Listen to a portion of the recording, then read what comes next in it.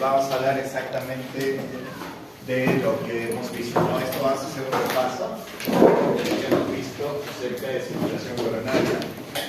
Aquí está la circulación coronaria, se da por dos arterias principales, la arteria coronaria izquierda y la arteria coronaria derecha. La coronaria izquierda nos va a dar la descendente anterior y nos va a dar la circunfleja, que se va hacia la región posterior, y que estos nos van a dar unas ramas que se le conoce como ramas marginales, ¿no? Por lo tanto, nos va a dar la rama marginal izquierda. Y la coronaria derecha nos va a dar la rama marginal derecha. ¿Ya? Entonces aquí nos va a dar la coronaria derecha y la que va a terminar justamente la coronaria derecha en la mayor parte de las veces va a terminar como interventricular posterior. O también cuando termina así se le dice que tiene dominancia derecha. ¿Ya? Y cuando termina a partir de la circunfleja se le conoce como dominancia izquierda. Y vamos a recordar siempre que viene acompañado una vena, una arteria con una vena, ¿no? Sí. Y vemos si van a terminar todas las venas en el seno coronario. ¿Ya? Entonces esto es lo que generalmente sucede. Entonces vemos el origen de las coronarias es justamente en la apertura de la válvula, tenemos aquí la apertura del orificio de la salida de la arteria coronaria izquierda y aquí de la coronaria derecha. ¿Ya? Entonces, y esto en el momento de la diástole sucede esto, por ejemplo. Está aquí, este es el momento de diástole. ¿Y qué es lo que está sucediendo? La sangre que ha salido hace una suerte de reflujo, ¿no? Hace una suerte de reflujo y termina enfosado acá en esto como una especie de fosas, ¿no? Una especie de fosas, y de ahí comienza la circulación coronaria. Entonces, de lo que ya sabíamos, la circulación coronaria se va a dar en tiempo diastólico, ¿no? Se da en diástole. ¿Ah? A ver, eso un poquito. Gracias. Se da en tiempo diastólico. Gracias.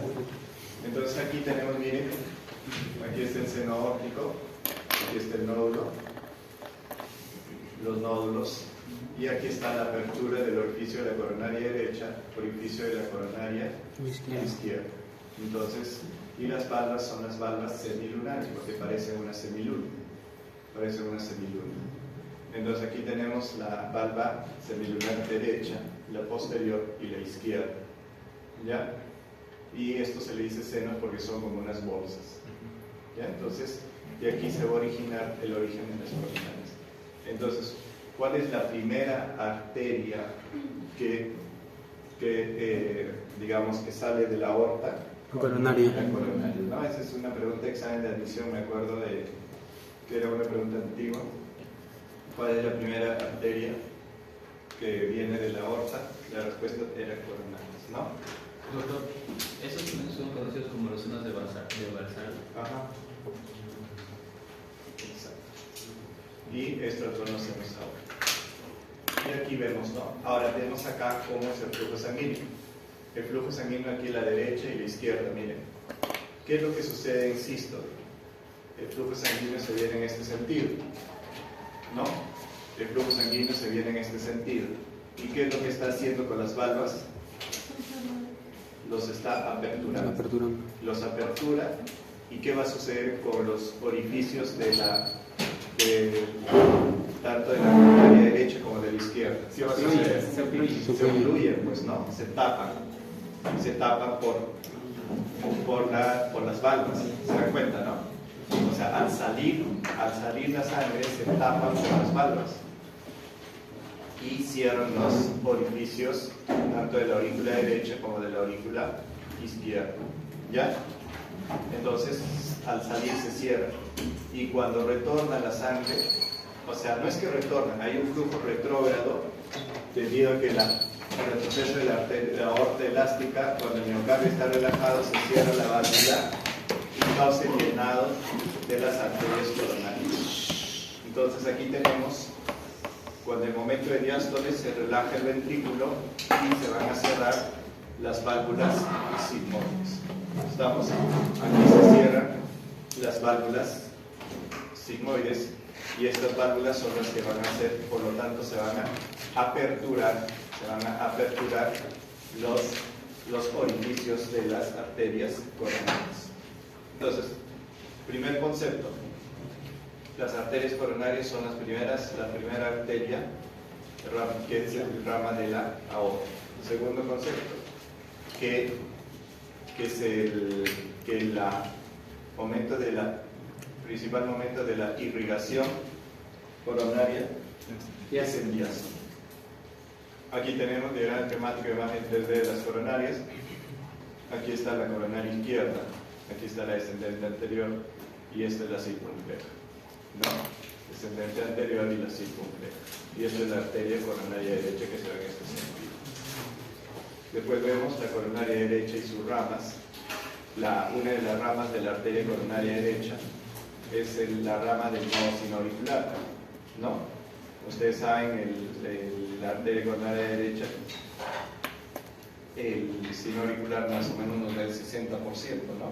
Sí. 60%, y el otro 40% nos va a dar la circunfleja. ¿Ya? La circunfleja. Entonces, la coronaria derecha también va a dar otras ramas. La arteria del cono, de la rama ventricular derecha, la arteria del nodo auriculoventricular. Y esto es mayormente, casi el 70-80%, la arteria del nodo auriculoventricular está irrigado por la coronaria derecha. O sea, en el nodo sinoauricular comparte su irrigación con la coronaria izquierda, pero en el nodo auriculoventricular la mayor parte está irrigado por la coronaria derecha. ¿Ya? Ahora, este nodo, ustedes saben que el nodo sinoauricular y el nodo auriculoventricular son músculos, ¿no? Son músculos. Su estructura es muscular, pero son músculos especializados. La arteria del nodo auriculoventricular. Después también te dan la rama marginal, ¿eh? La rama marginal. ¿Ya? La segunda rama ventricular inferior, etc., ¿no? Entonces, esa es la que nos va a dar que la rama interventricular posterior. ¿Ya? Esta es la que nos puede dar así. Aquí nos da la marginal y aquí la descendente posterior. ¿Ya? La descendente posterior que nos va a dar una rama así. Aquí está la dominancia. ¿Qué me quiere decir la dominancia? ¿Quién da origen a la descendente posterior? Cuando da origen la coronaria derecha es 85, algunos dicen 90%. ¿Ya? 90% es dominancia derecha. Y algunos no consideran codominancia, por eso ponen dominancia derecha el 90%. Y la dominancia izquierda el 10%. Ya en eso sí no hay variación. Algunos no reconocen lo que es la codominancia. Claro que no es frecuente, ¿no? La codominancia es cuando la descendente posterior derrama tanto de la coronaria derecha como de la coronaria izquierda. ¿Cómo 50-50? Claro, o sea, son dos ramitas así. ¿Ya? Son dos ramas. Aquí están las arterias coronarias. Las arterias coronarias tienen tres tiempos, ¿no? Una que es epicárdica, la coronaria, porción epicárdica. Esta es la porción intramural, o sea, en el músculo, y esta es la porción subendocárdica. La porción subendocárdica también se le conoce como plexo subendocárdico. Y aquí están las intramurales y las epicárdicas. ¿Ya? Entonces vamos a reconocer esto. Las intramurales, plexo subendocárdico y las arterias epicárdicas. Entonces, las arterias coronarias tienen una porción subendocárdica, que es el plexo subendocárdico. ¿Ya? Entonces, las arterias marginales, ¿cuáles son las arterias marginales? Son aquellas arterias que se van a salir aquí, por ejemplo, ¿no? Estas que van a venir y que van a perforar, o sea, estas intramurales, estas las que van saliendo de acá, de las intramurales, estas se le va a conocer como las arterias marginales. Entonces, estas arterias marginales son las que van a el 75% de la resistencia vascular coronaria, así como así con las arteriolas, ¿no? Las arterias marginales van al 75%. Y las que miden menos de 150 micrómetros. Acá digamos en el miocardio vamos a encontrar una alta densidad de capilares, ya, alta densidad de capilares. Y tanto así que la distancia de capilar miocito que en el tejido muscular esquelético es mucho más distante, ¿no? 70, dice, micrómetros. 70 micrómetros. Y en la distancia entre el capilar y el miocito es solamente de 10 micrómetros. Del capilar y del miocito de 10 micrómetros. Y la de los otros órganos son 70, ¿ven? Entonces, encontramos una gran cantidad de capilares y con una distancia capilar-miocito bastante estrecha. Aquí están lo que les decía, músculo cardíaco. Estas son las arterias, las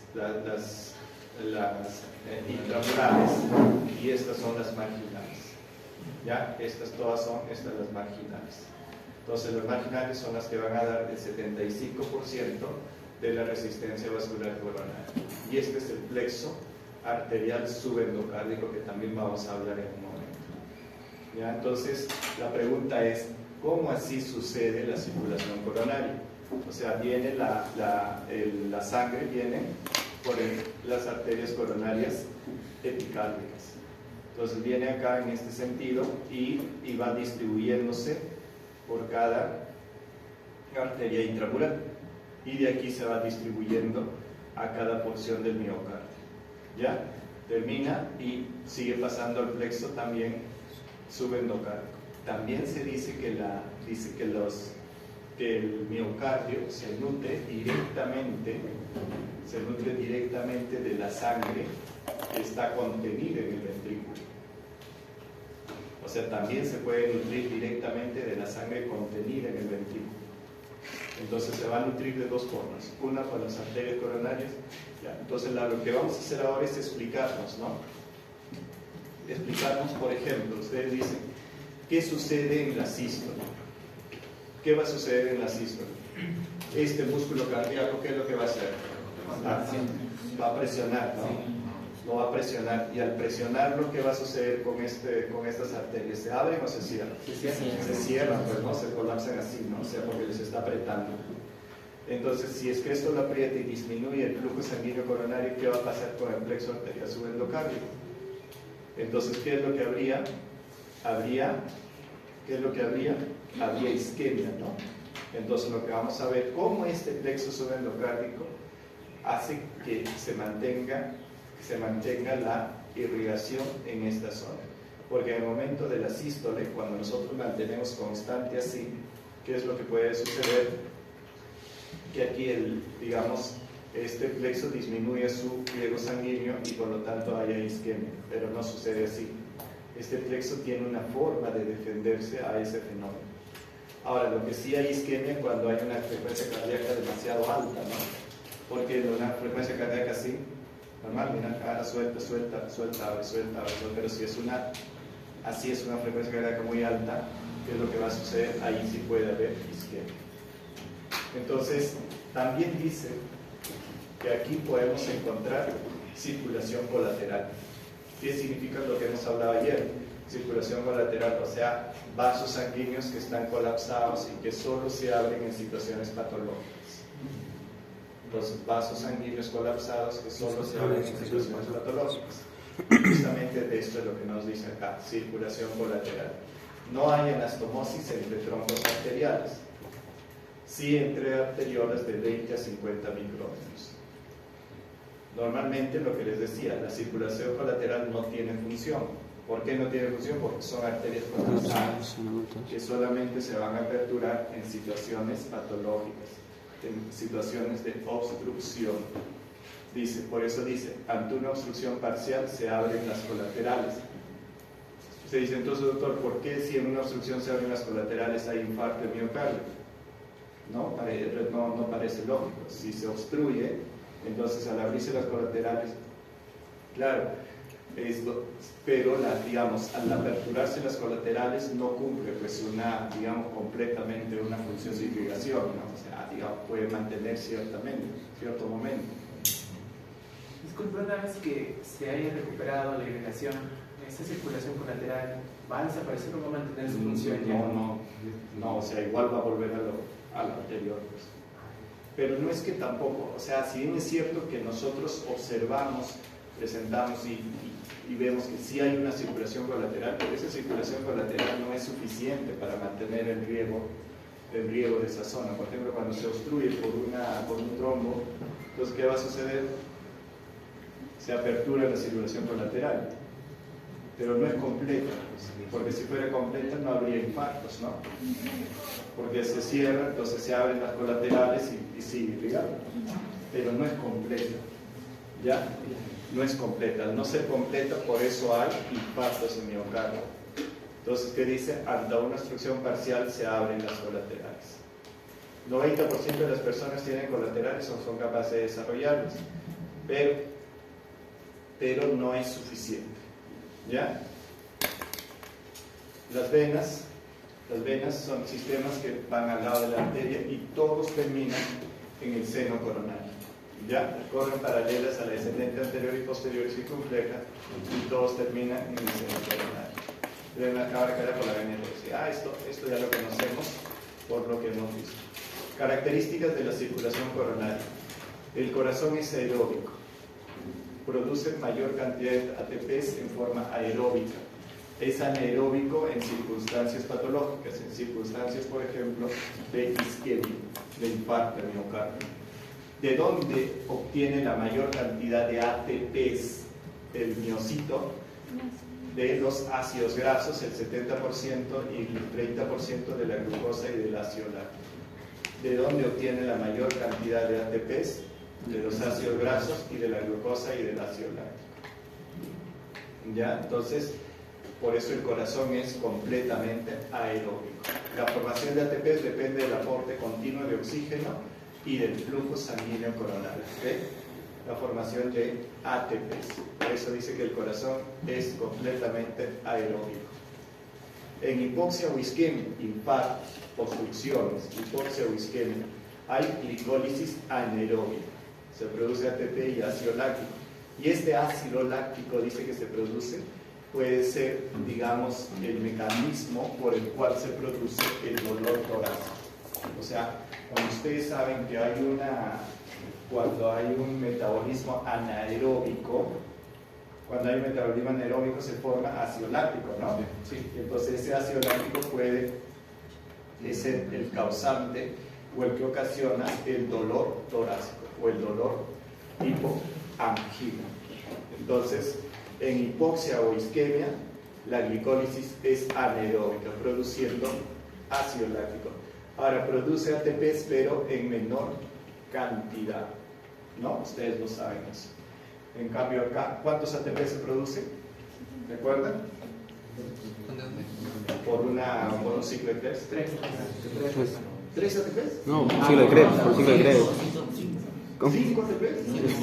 ¿30? ¿Qué? No, 31. ¿Por el ciclo de Krebs? Uno completo. No, 10. No. 32.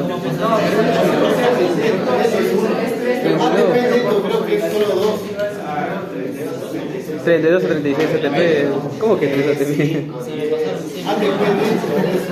La glicólisis anaeróbica es la que va a producir entre 3 a 5 ATP por bueno, ¿no? ¿Ya? Entonces, esto es lo que va a suceder en hipoxia. El flujo sanguíneo coronario normalmente es más o menos 250 mililitros por minuto y por cada 100 gramos es 70 mililitros por minuto. El flujo total es 250 mililitros por minuto y por cada 100 gramos es 70 mililitros por minuto. El flujo sanguíneo coronario en condiciones basales es el 5% del gasto cardíaco. Eso sí lo recuerdo, en condiciones basales. Y miren, dice que consume el oxígeno en reposo de 8 a 15 mililitros por minuto por cada 100 gramos y en ejercicio se incrementa 25 a 40 mililitros por minuto. ¿Ya? Se ha visto, por ejemplo, que cuando se ha hecho estudios de CO2, que CO2, digamos, de la cantidad de CO2 que se produce, se ha determinado después de ese estudio con el CO2 que el miocito extrae el 70% del oxígeno que oferta la arteria. O sea, el miocito extrae el 70% de oxígeno que oferta la arteria, ¿no? La arteria coronaria, lo extrae el 70%. Entonces eso se ha hecho con un estudio de observación del PCO2. Después, ¿qué nos dice? En ejercicio intenso, el flujo sanguíneo coronario va a variar. ¿Por qué? Porque el ejercicio intenso se puede elevar hasta 6 veces el gasto coronario. Después se puede aumentar la presión arterial, lo que aumenta el trabajo cardíaco por 9. Miren, y pero el flujo sanguíneo coronario solo aumenta 4 veces. A pesar de que el trabajo cardíaco aumenta grandemente, el flujo sanguíneo coronario no se incrementa en el ejercicio intenso. Aquí está, esto es lo que decimos en el ejercicio. Miren cómo se va a redistribuir el flujo. Aquí el gasto cardíaco, digamos, es 25 litros por minuto. Aquí nos dice. Aquí el gasto cardíaco es 5 litros por minuto, ¿verdad? Entonces, ¿qué es lo que está sucediendo? Entonces acá vamos a hacer en el ejercicio pesado y aquí está en reposo. En reposo, cuando tenemos, todos están en su basal. Entonces sale el 100% del gasto cardíaco, ¿no? El corazón 4 a 5%, riñones 20, ¿ve? 3 a 5, 14%, 15% el cerebro, 4 a 5 la piel y el músculo de 15 a 20%. Este es en el estado basal. Pero ¿qué hemos dicho? Que el gasto cardíaco se incrementa hasta 6 veces, ¿no? Hasta 6 veces. Aquí se está incrementando 5 veces. De 5 litros por minuto se está incrementando a 25 litros por minuto en un ejercicio pesado. Aquí lo que dice ejercicio intenso aumenta 6 veces el gasto cardíaco, ¿no? 6 veces el gasto cardíaco. ¿Ve? Entonces, ¿quién es el que más aumenta su gasto cardíaco en un ejercicio intenso? ¿Salud? El músculo. Miren, ¿se acuerdan que les decía cuando hay ¿por qué se va a incrementar este gasto cardíaco en este lugar? ¿Por qué se va a incrementar? Por aumento del metabolismo. Entonces, el aumento del metabolismo ¿a nivel de dónde? A nivel muscular. Cuando aumenta el metabolismo a nivel muscular, se aumenta la irrigación en ese músculo. Con respecto al flujo, ¿por qué mencionar? ¿Cómo? Con respecto al flujo coronario. Al flujo coronario, o sea, a pesar de que esto, digamos, puede aumentar el trabajo cardíaco por 9, pero el flujo no va a aumentar mucho. Miren, ¿ve? Aquí, por ejemplo, el flujo, 4 a 5% y sigue siendo el mismo, 4 a 5%. Bien, es cierto que puede aumentar hasta 4 veces, como dice acá, pero a pesar de que el trabajo cardíaco puede ser mayor, por ejemplo, la frecuencia cardíaca mayor, y no es que el flujo aumente, ¿ve? ¿Lo ven? Lo que sí disminuye es el flujo sanguíneo en otros lugares. Por ejemplo, en el cerebro disminuye, ¿ven? De 15% disminuye al 3 a 4%, pero en el corazón el flujo sanguíneo coronario, a pesar de que el trabajo de miocardio, o sea, la cantidad, por ejemplo, ¿qué sucede en el ejercicio intenso? Aumenta la frecuencia cardíaca, aumenta el trabajo cardíaco. A pesar de que el trabajo cardíaco puede aumentar como 9, el flujo sanguíneo coronario solamente puede llegar a aumentar como hasta 4 veces. Pero acá, por ejemplo, en este caso, que nos dice que a pesar del ejercicio pesado e intenso, el flujo sanguíneo coronario no varía, 4 a 5%, 4 a 5%. ¿Ven? Factores que regulan el flujo coronario. Hay 3 factores que regulan el flujo coronario. Uno de ellos se le conoce como presión de perfusión coronaria. Se le conoce factores que regulan el flujo coronario. Uno de ellos es la presión de perfusión coronaria, que es el producto de la presión diastólica en la raíz de la aorta menos la presión diastólica al final, ¿no? La presión diastólica final del ventrículo izquierdo. Eso se le conoce como presión de perfusión coronaria. O sea, hay tres factores que regulan el flujo coronario: presión de perfusión coronaria, la duración de la diástole. Entonces, la duración de la diástole también regula el flujo sanguíneo coronario. Ya les he dicho que cuando, en qué momento de la diástole se produce la mayor irrigación coronaria, en la diástasis. Y justamente la diástasis es bien sensible a la frecuencia cardíaca. Entonces, cuando nosotros aumentábamos la frecuencia cardíaca, el tiempo de diástasis se hace menor. Cuando disminuimos la frecuencia cardíaca o está normal, el tiempo de diástasis está normal. Y cuando disminuimos, se prolonga un poco. Entonces, en pacientes con infarto de miocardio o en pacientes con insuficiencia cardíaca, se trata de evitar de que haya esta descarga. La descarga adrenérgica produzca taquicardia. ¿Por qué? Porque cuando al producir taquicardia también va a aumentar el trabajo cardíaco. Y si va a aumentar el trabajo cardíaco, también el tiempo, la duración de la diástole va a disminuir. Y como va a disminuir el tiempo diastólico, va a disminuir el flujo sanguíneo coronario. ¿Lo ven? Entonces, la duración de la diástole también es importante. La resistencia vascular coronaria. La resistencia vascular coronaria está regulada por factores intrínsecos y extrínsecos. ¿Ya? Estos factores van a determinar la resistencia vascular coronaria, ya sea por los receptores. Los receptores, ustedes saben, la resistencia vascular coronaria se da por los receptores alfa 1, beta 2. Los alfa 1, ¿qué es lo que produce? Vasoconstricción, y los beta 2, vasodilatación. ¿Y eso es secundaria a qué, por ejemplo? A la presencia de adenosina, de óxido nítrico, que es lo que va a producir vasodilatación, ¿no? Y la presencia de la endotelina, de las prostaglandinas, va a producir vasoconstricción. Entonces, por eso dice regulada por factores intrínsecos y extrínsecos. Entonces aquí el flujo sanguíneo en las coronarias izquierda y derecha son diferentes. ¿Por qué son diferentes? Por el grosor del miocardio. ¿Qué es lo que va a suceder con el miocardio del ventrículo izquierdo? Es más gordo y fuerte, ¿no?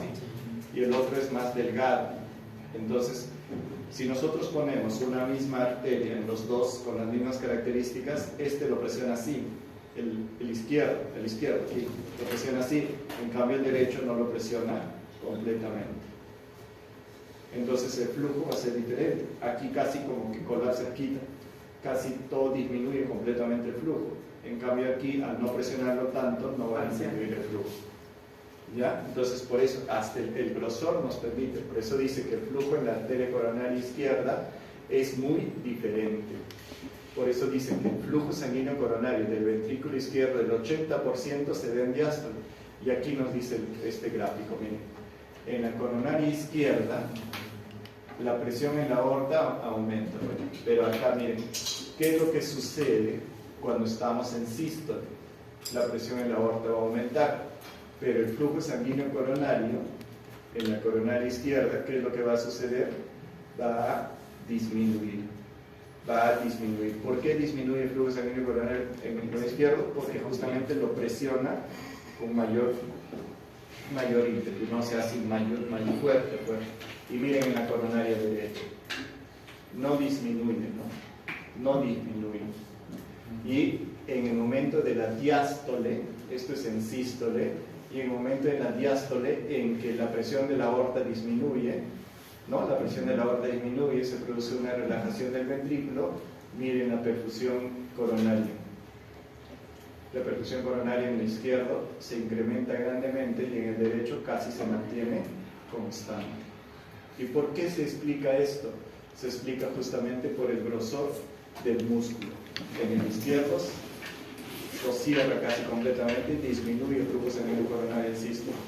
En el derecho, o sea, tiene la misma característica, pero no lo obstruye completamente. Entonces, ¿Qué cosas hacen que disminuya el flujo sanguíneo coronario? ¿Qué condiciones hacen que disminuya el flujo sanguíneo coronario? Por ejemplo, el acortamiento de la diástole.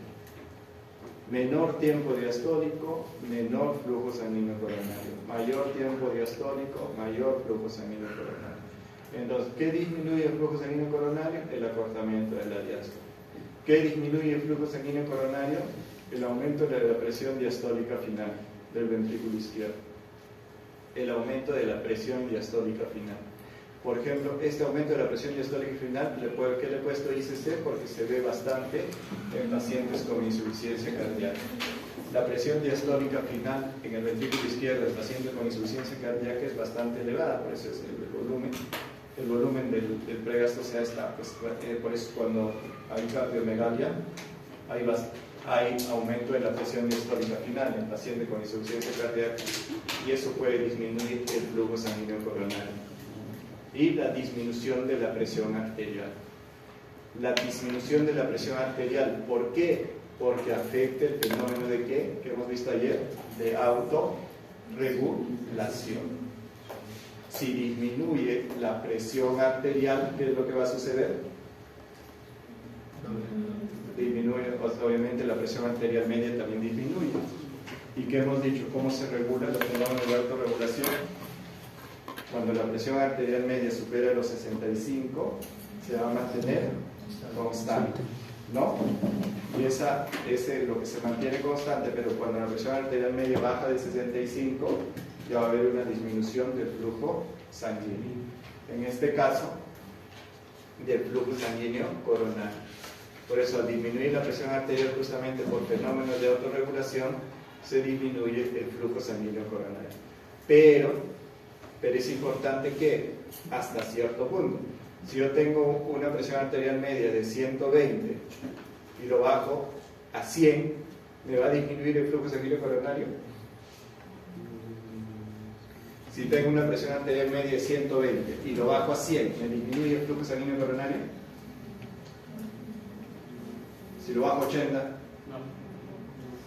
no me va a disminuir ni me va a variar nada hasta constante, hasta que llegamos a 70, 65. Cuando ya llego de 65 para abajo, ahí sí ya disminuye el flujo sanguíneo coronario. Pero yo mientras mantenga sobre 65, sobre 70 la presión arterial media, se va a mantener constante el flujo sanguíneo coronario. Todo esto es por fenómeno de autorregulación. Entonces, ¿quiénes tienen fenómeno de autorregulación? El riñón, el cerebro, el corazón, ¿no?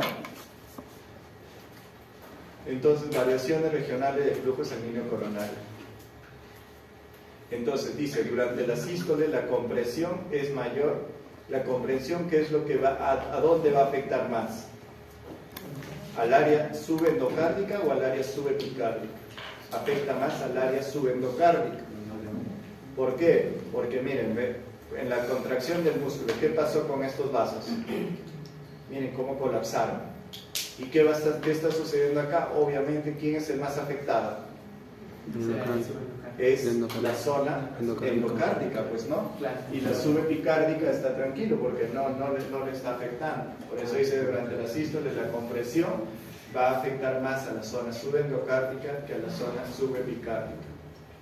Entonces, ¿cómo se compensa? ¿Cómo este plexo subendocárdico compensa a este fenómeno? ¿Cómo lo va a compensar? Porque de alguna forma, si no, se produciría isquemia. Dice, los vasos subendocárdicos tienen mecanismos para compensar la reducción de oxígeno durante la sístole. Entonces, esta reducción de oxígeno, porque como lo comprime, entonces hay una disminución de la oferta de oxígeno a nivel subendocárdico. ¿Cómo lo compensa? Por formación de plexo con menor resistencia. La resistencia vascular aquí a nivel del plexo subendocárdico es bien bajita. Por lo tanto, como la resistencia vascular es bien baja, está pues constantemente, digamos, en tendencia a vasodilatación. Formación del plexo con menor resistencia. ¿Ya? El endocardio presenta mayores niveles de mioglobina. ¿Qué significa? Que el endocardio,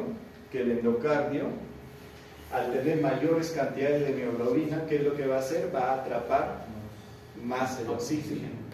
¿no? ¿Se acuerdan cuando hablábamos de la hemoglobina, cómo atrapa el oxígeno y cómo suelta el oxígeno? ¿Se acuerdan? En nuestra primera clase de mato, creo, de mato, ¿no? En una de las clases de hematología, el pH, cómo varía el pH, cómo varía, ¿no? El efecto Aldane, cómo suelta, cómo atrapa, y dentro de ello está la mioglobina. Entonces, ¿qué hace la mioglobina? Atrapa con fuerza ese oxígeno, y justamente cuando digamos estamos en presencia de hipoxia, ¿por qué? Porque se reduce durante la sístole, el endocardio hace uso de esta mioglobina. Por eso dice, el endocardio presenta mayores niveles de mioglobina. O el endocardio con la zona subendocárdica, ¿no? Y también esta formación, este plexo con menor resistencia también se debe, ¿por qué? Porque se libera gran cantidad de adenosina. Se libera gran cantidad de adenosina, mucho más que el óxido nítrico. Entonces se libera más adenosina que óxido nítrico, ¿no? Si se dan cuenta de esta lámina, ¿no? Lo que quiero decir, primero, nuevamente repasando, en el momento de la sístole se produce una compresión. Esa compresión hace que la oferta de oxígeno que viene por la sangre disminuya a nivel subendocárdico. Y este subendocárdico se defiende a esa poquita cantidad de oxígeno. ¿Cómo? Menor resistencia, pero esa menor resistencia, ¿por qué se va a dar? Porque se libera óxido nítrico y adenosina. ¿Cuál de los dos se libera más? Adenosina, ¿ya? Y óxido nítrico. Y los niveles de mioglobina en la sangre, ¿ya? Entonces aquí el flujo coronario izquierdo, y aquí lo que nosotros, el flujo coronario derecho, ya es lo mismo, ¿no? Es parecido a nuestra lámina anterior. El control de resistencia vasculares coronarias. Entonces, las arteriales de resistencia coronaria, ¿dónde se va a dar la resistencia vasculares coronarias?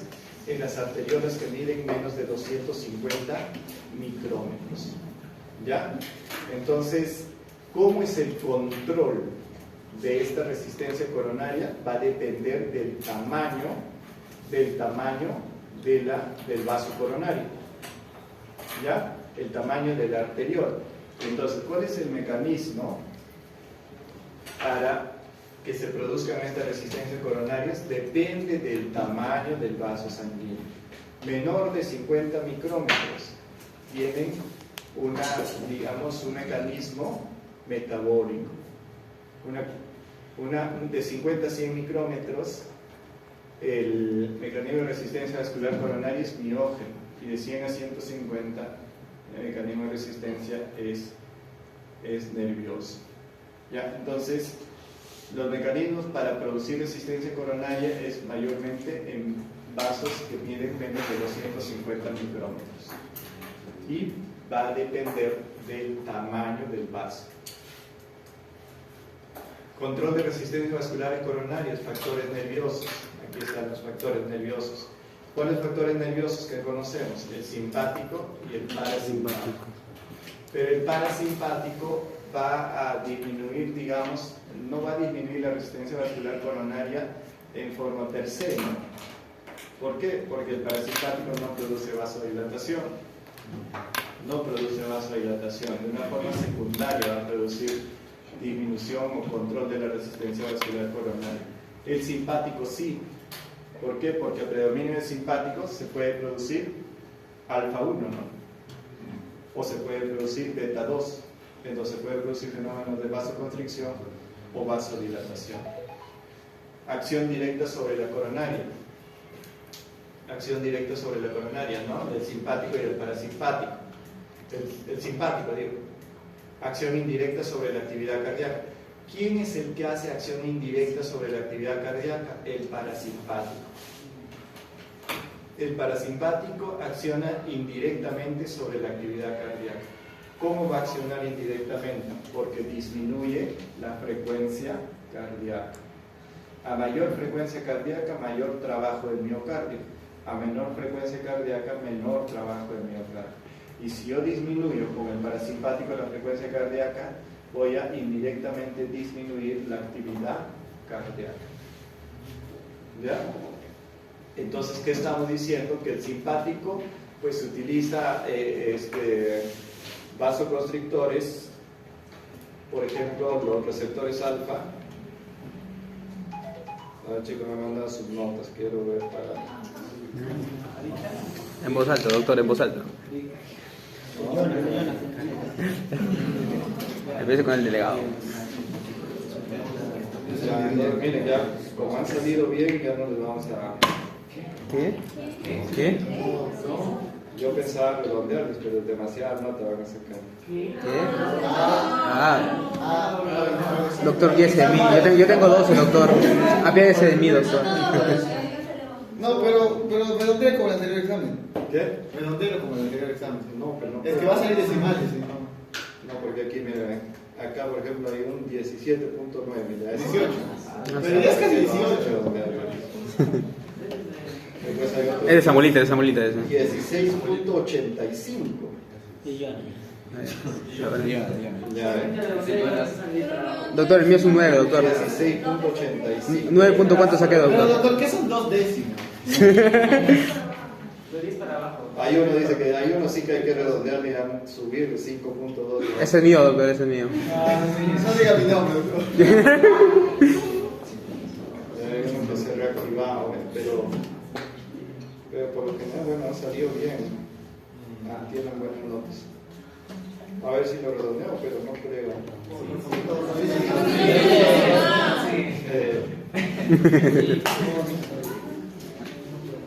Ya se lo va a dar al delegado, ya después. Pero ya por lo general, no a todos. ¿Quién es el primero de la lista? Abrigo. No, el primerito de la lista.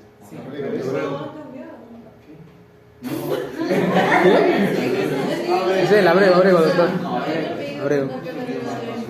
Ya, tú eres Abrego, ya es el que tiene 17.9.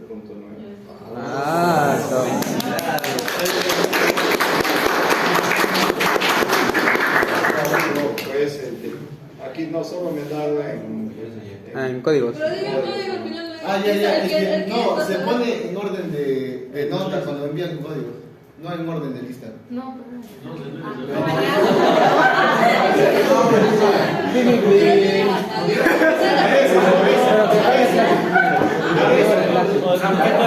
ya chicos, ya No. hay 3, ya eso lo vamos a decir al delegado ya. Solo que esto me había la curiosidad nomás de qué tal han salido. Hay algunos que ya se mantienen, pues 7, 8, 6, 6. Soy yo, doctor. Yo no creo es el 25, 8 y ahora tiene 7.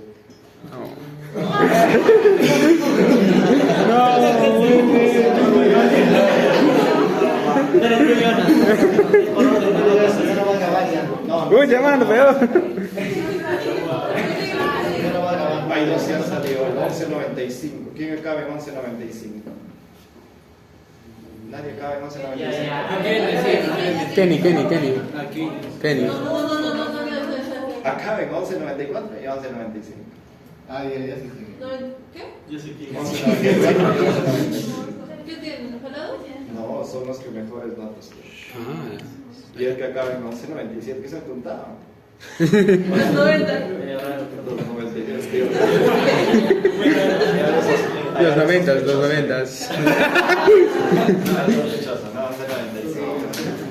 El 11.96 no está medio. Pero bueno, ya. Bueno, quienes hayan sido, felicitaciones, chicos, ¿ya? Y los otros dos, los 11.95, tienen 16.85. ¿Está bien? ¿Está bien? Así escuden. Ma, yo soy Los demás 17.8. vienen de ahí para abajo. Ya saben su nombre. De ahí de ese 16, del 17, de ahí ya tienen para abajo 15, 14, 13, 13. Pero hay mayor, más aprobada que la vez pasada. 5, 9, 7. Ya, pero su compañera nos ha pedido que el examen no sea así, ¿no? No, que sea así. No, ¿Qué es eso? había escuchado. Ay, Diana. Ya sí quiere ser delegado. Cuando llegué temprano me dice, doctor, pero ese examen, ¿por qué usted no hace una mezcla entre el primero y el segundo? No. No. ¿Qué es el segundo?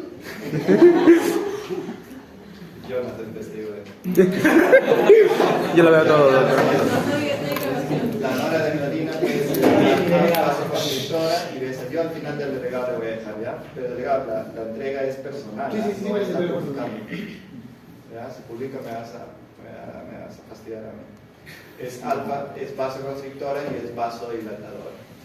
Entonces los receptores beta 1, ¿dónde están? En el nodo sinusal, están en el miocardio, no están en los vasos coronarios. Por lo tanto, los receptores beta 1, ¿qué hacen?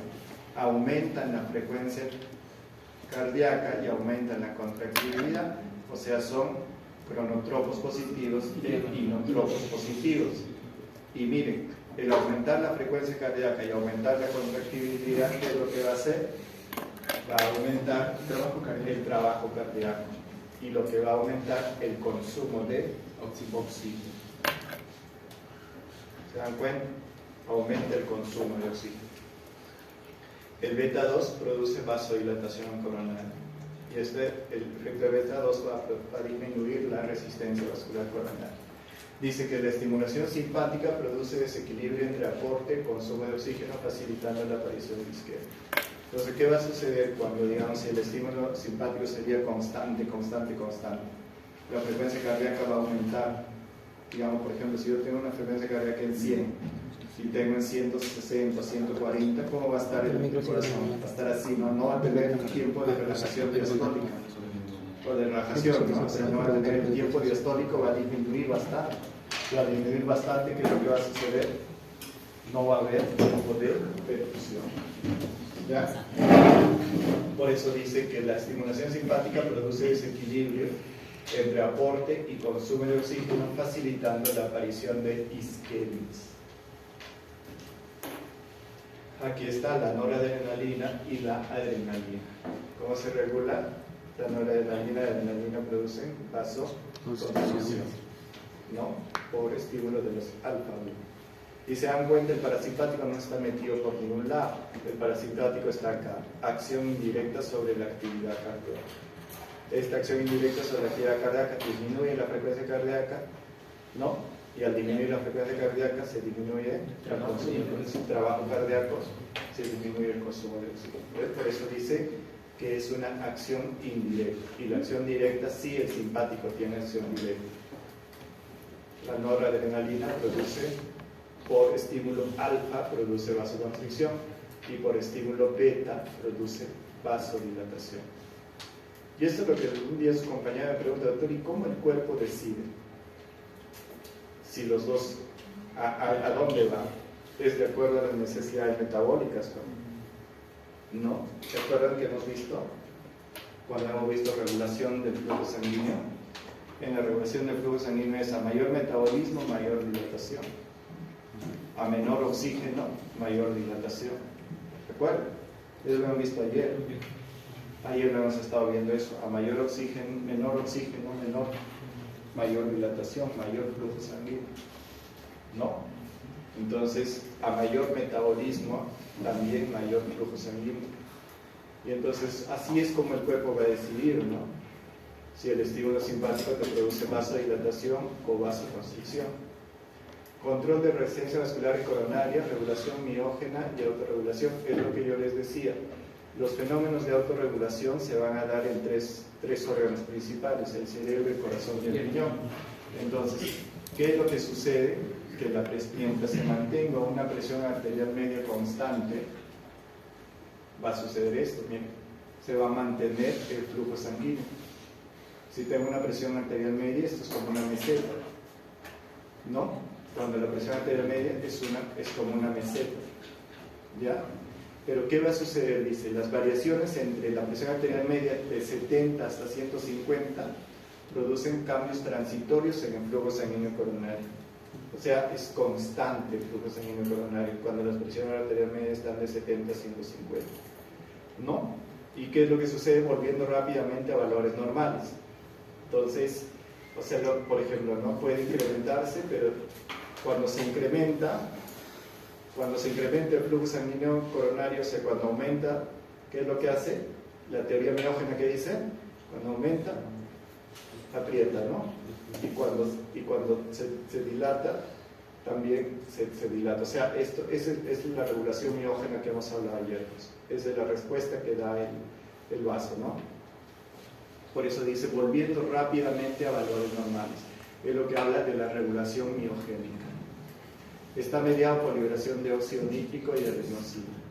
Y miren, si es que se pierde esta regulación, esta autorregulación, miren lo que sucede, ¿ve? Se pierde también este fenómeno. O sea, a mayor presión arterial media, si es que se pierde, sería como un tubo, nada más. O sea, un tubo que si tú le aumentas volumen, en el tubo pasa, ¿no? Pero acá no. Si le aumentas volumen, se produce vasoconstricción. Si disminuye volumen, se produce vasodilatación. O sea, ahí de esta forma va funcionando, ¿no? Por eso cuando la presión arterial media aumenta, esto se produce vasoconstricción y esto va disminuyendo el flujo y así, ¿no? Y eso por eso se le llama fenómeno de regulación miogénica. ¿Ya? Si eso no les ha quedado claro, esta clase casi la mayor parte de las diapositivas han salido del 3GR. ¿Ya? Si por ahí no les ha salido claro, son 4 páginas nada más. Lo vuelven a leer y ahí está. Aquí, bueno, esto es la que hemos visto, ¿no? La dependiente del óxido. Control de la resistencia muscular coronaria, seguimos los factores metabólicos, la hipoxemia, la adenosina, la que les decía, la adenosina, la que produce, y la hipoxemia va a producir también vasodilatación. Sí. ¿No? ¿Produce vasodilatación? Sí. La adenosina produce vasodilatación. Sí. La prostaciclina también produce vasodilatación. La prostaciclina y la adenosina pueden producir, la prostaciclina, ¿se acuerdan cómo puede producir vasodilatación? De 2 formas. Una forma directa, por el receptor de prostaciclina, y otro activando la formación de óxido nítrico. ¿Se acuerdan? De la prostaciclina que hemos estado hablando. Y después la adenosina también, la adenosina, ¿no? La adenosina puede producir estímulo para formación del óxido nítrico. Y la hipoxemia también puede producir por lo que hemos hablado el día de ayer, ¿no? En el entrenamiento aumenta la densidad de las arteriolas y capilares coronarios, ¿no? Eso es lo que nos sucede si es que los que entrenan, ¿no? Generalmente aquí no va el estudiante de medicina, ¿no? Bien difícil que salir en la mañana, mantenerse así, ¿no? O sea, a ustedes no les pasa que lo único que quieren es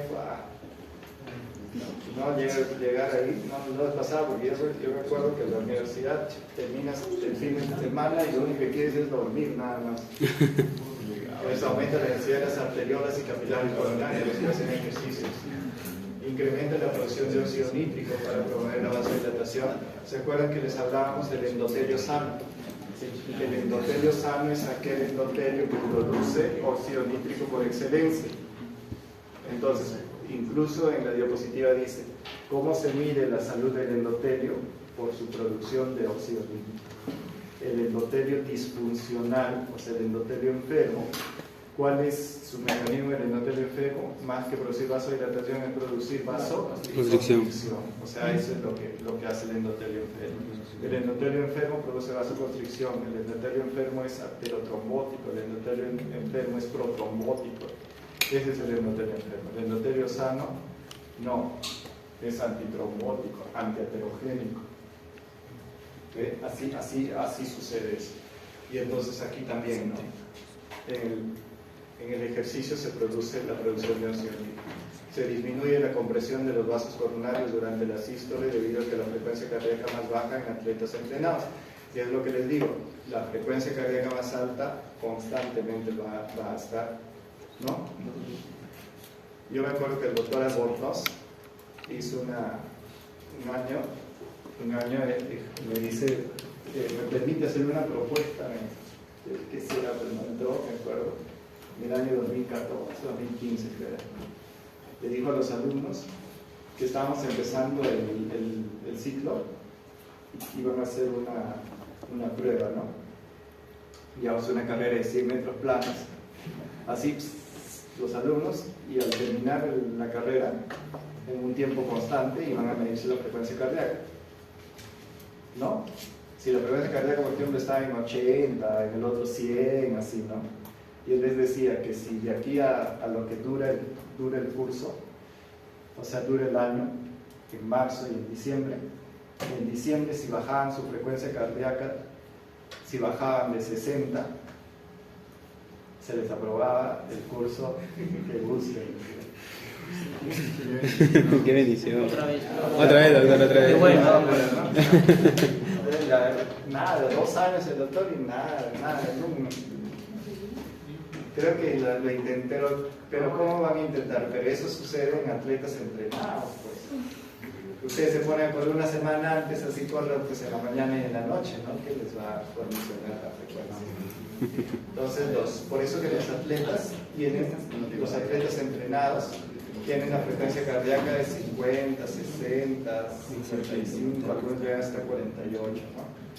Factores que determinan el aporte coronario de oxígeno y las demandas miocárdicas de oxígeno. El aporte coronario de oxígeno, mire, primero las demandas de oxígeno, la frecuencia cardíaca. A mayor frecuencia cardíaca, mayor demanda de oxígeno.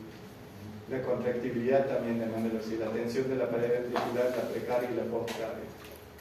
Entonces, y esto tiene que estar equilibrado con el aporte de oxígeno.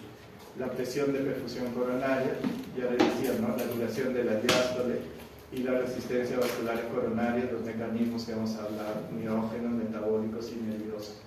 Todos estos dos, si los comparamos uno frente a otro, tienen que estar en equilibrio. Cuando hay el desequilibrio, cuando hay menor aporte, mayor demanda, se produce isquemia. Cuando hay menor aporte, mayor demanda, se produce isquemia.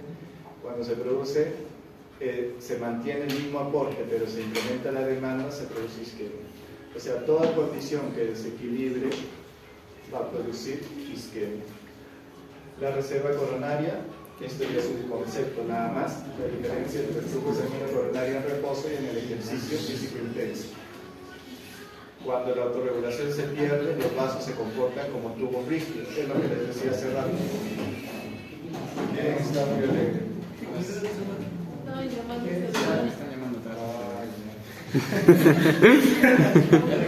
Cuando la autorregulación se pierde, esto es la autorregulación, esta es la autorregulación. Cuando la autorregulación se pierde, cuando se produce esto como un tubo rígido y la relación flujo-presión se hace lineal. A mayor presión, mayor flujo, pero se haría esto, ¿no? O sea, esto digamos es una hipótesis que se haría, pero no hay ninguna. No, es bien complicado, ¿no? Para que se produzca esto. Generalmente todos nuestros fenómenos de autorregulación se van a mantener. Y bueno, estas son las angiografías y nada más. ¿Alguna pregunta? ¿Alguna pregunta? No, ahorita la voy a pasar al delegado, ¿ya?